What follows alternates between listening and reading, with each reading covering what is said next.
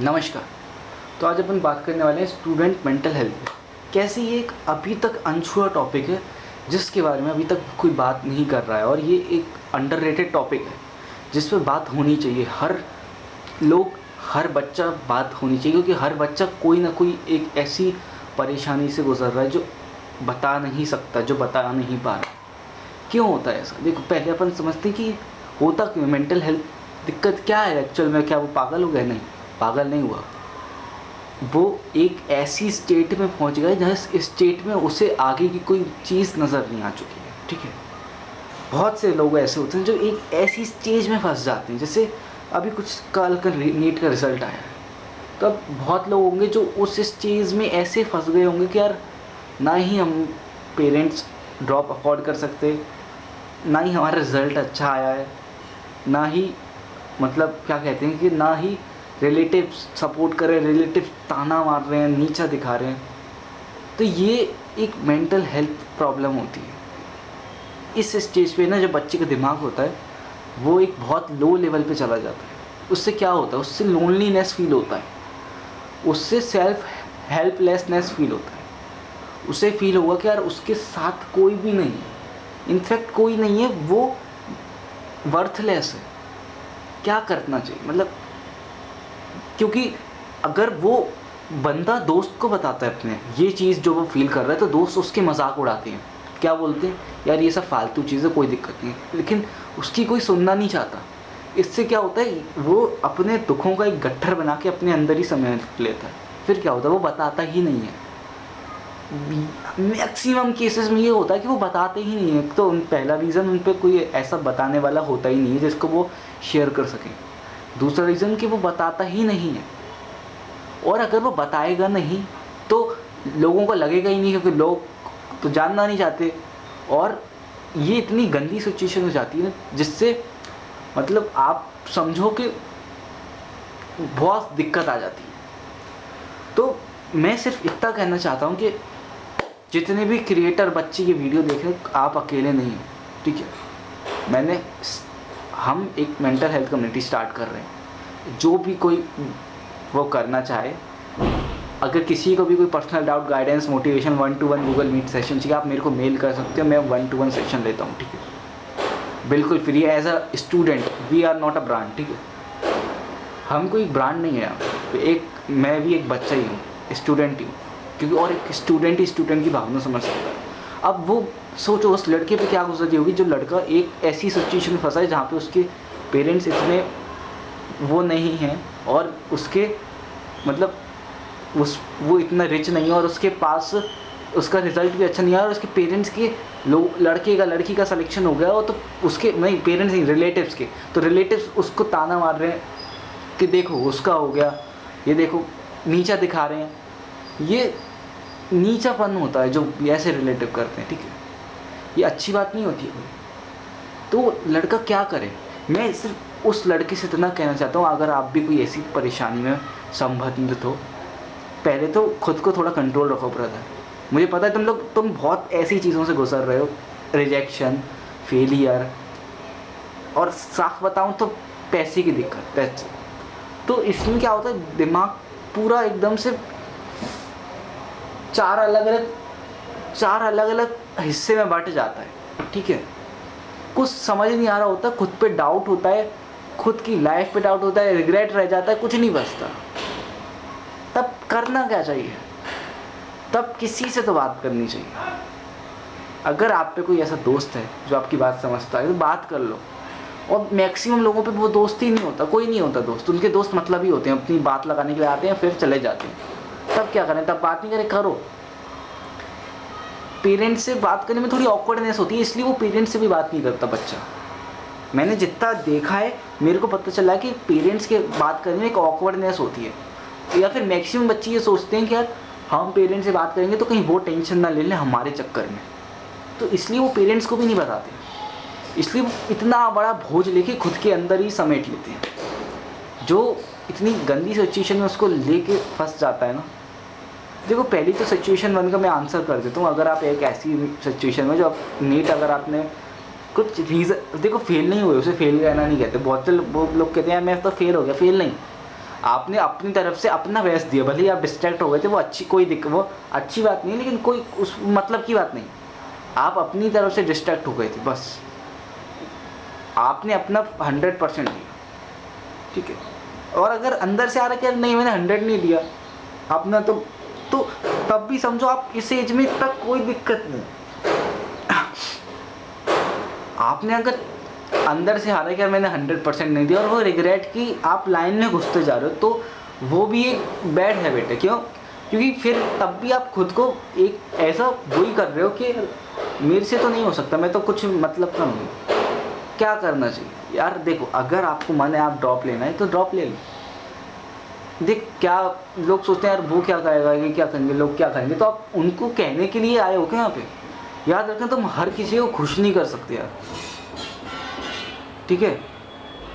या तुम इस धरती पे हर किसी को खुश नहीं कर पाओगे, इसलिए सिर्फ 2 लोगों को खुश करने का ट्राई करो, parents, that's it, mummy papa, that's it. और तुम रिलेटिव्स का पूरा सब चक्कर छोड़ दो, वो तो नीचे दिखाते हैं, कोई बात नहीं। अभी एक कान से सुनो, एक कान से निकालो, दिल पे मत लो, क्योंकि कितने लोगों के दिल पे रहोगे अपनी बात, कितने? तुम खुद बात भी दिल पे लेते हो, दूसरों की बात भी दिल पे, मतलब तुम दिल पे ही लेते रहते हो। ये तो कोई अच्छी बात नहीं है। शोर, कोई बात नहीं, शोर को इग्नोर करो, तो दिल पे नहीं लेना भाई। पहले खुद के साथ बैठो, कॉपी पेन लेके बैठो, अपनी जो भी सिचुएशन लग रही है, यार बड़ा टेंशन है, कोई बात नहीं, लिखते रहो, बहुत टेंशन हो गया, लिख लो, कोई दिक्कत नहीं, लिख लो। लिखने से पहले दिन तो आपको लगेगा कि लिखने से क्या होता है यार, लिखने से कुछ होता नहीं है, बड़ा मूड ख़राब हो जाता है लिखने से। लेकिन 3-4 दिन जब लिखोगे ना, थोड़ा ब्रेक लो खुद से, यार थोड़ा देखो, अपने आसपास देखो। अगर देखो, आप ऐसा हो सकता है कि अगर आप नीट के साथ साथ ट्यूशन पढ़ाने लग जाओ, तो आप थोड़ी बहुत अर्न भी करोगे, जिससे पेरेंट्स भी तो आपको थोड़ा खुश रहेंगे कि यार बच्चा कुछ तो कर रहा है। तो अपने फेलियर से खुद ही डील करते हैं, सामने वाला व्यक्ति सिर्फ आपको कंसोल कर सकता है, दैट्स इट। इसलिए ये जो टॉपिक है, मैं चाहता हूँ जितने भी, अगर कोई भी एक क्रिएटर है जो मतलब नहीं है 1 लाख सब्सक्राइबर, कुछ नहीं, अगर उसके 100 सब्सक्राइबर हुए और सिर्फ वो यूट्यूब पे क्रिएट करता है वीडियो, बच्चों को बताता है, अपनी लाइफ डॉक्यूमेंट करता है, तो मैं कहता हूँ तुम अभी कमेंट करो ब्रदर, या फिर मेरे को मेल करो, मेरे मेल डिस्क्रिप्शन में डाल दूंगा, फिर चैनल के डिस्क्रिप्शन में डाले, मेल करो। अब हमें साथ आने की ज़रूरत है, क्योंकि हर स्टूडेंट जब एक दूसरे का साथ पकड़ के चलेगा तब ही आगे कुछ हो सकता है, ठीक है?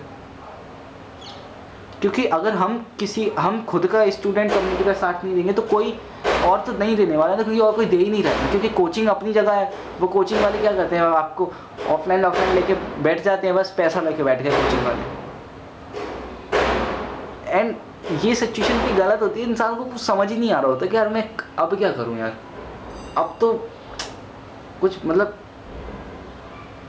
समझ रहे हो, अब मैं कर रहा हूँ क्या, बड़ा दिक्कत है, मेरी वजह से पेरेंट्स इतना सुन रहे हैं, मैं कुछ कर नहीं पा रहा, हज़ारों चीज़ें आती हैं दिमाग के अंदर। ये रहता है यार ड्रॉप लूँ ना लूँ, ड्रॉप में होगा नहीं होगा, फिर से मेरे पेरेंट्स प्रेशर में आएंगे, टेंशन लेंगे, और वो बहुत एक ऐसा चाइल्ड, ऐसा बॉय चाइल्ड बड़ी दिक्कत देता है वो चीज़, ठीक है? वो चीज़ इतनी दिक्कत देता है यार। लेकिन मेरी एक बात याद रखना, क्या अगर ड्रॉप ले लिया तो, अगर आप सेलेक्ट हो गए तो, अब फिर वो बच्चा बोलेगा अगर नहीं हुए तो नहीं होगा, लेकिन अगर हो गए तो, हर चीज़ में रिस्क तो है ना यार। तो अगर आप पे कि यार 90% है हमारा नहीं होगा, तो 10% पे खुश हो जाओ कि 10% तो है ना, हो जाएगा। और अगर हो गए तो 100% हार्ड वर्क रहे, कंसिस्टेंट रहे, हो गए तो क्या होगा, तो एक अच्छी जगह होंगे, रिस्पेक्ट होगी। हाँ, नहीं हुआ तो इतना याद रखना, क्या अगले साल जब नहीं होगा तब आप अपने पीछे अपनी मेहनत देख पाओगे कि नहीं देख पाओगे, वो मैटर करता है। जैसे मान लो आपने इस साल दिया, आपका नहीं हुआ, बाई 0.0%, मैं तो चाहता हूँ सबका हो 0.0%, अगर नहीं होता है, लेकिन जब आप अपने देखते हो, आपको जब खुद नज़र आएगा कि मैंने इतनी मेहनत करी, उसके बाद भी नहीं हुआ, तब किसकी दिक्कत है? तब मेरी दिक्कत नहीं है। तब आपको अंदर से आएगा कि यार मैंने तो अपना पूरा दे दिया, अब आगे का सिस्टम देखें। मैं मानता हूँ तब भी बुरा लगेगा, लेकिन तब अपने अंदर एक प्राउड तो रहेगा ना, एक रिग्रेट तो नहीं रहेगा जीवन भर का, यार काश में यार ड्रॉप ले लेता, भले ही मैं सेलेक्ट होता नहीं होता वो अलग बात है, वो बात ही अलग है, वो अभी सोचना ही नहीं है, वो सोचोगे तो वैसे ही नहीं जा पाओगे। अभी बात इतनी है कि आप जब 20 साल बाद आगे देखोगे तो क्या आपको रिग्रेट तो नहीं होना चाहिए, समझ रहे हो? तो वो रिग्रेट बहुत गंदी चीज़ है। और जैसे ही पार्ट 1 है इस सीरीज़ का, मैं सिर्फ हर बच्चे को ये, मेरा मोटिव ये है कि हर बच्चा स्पेशल होता है।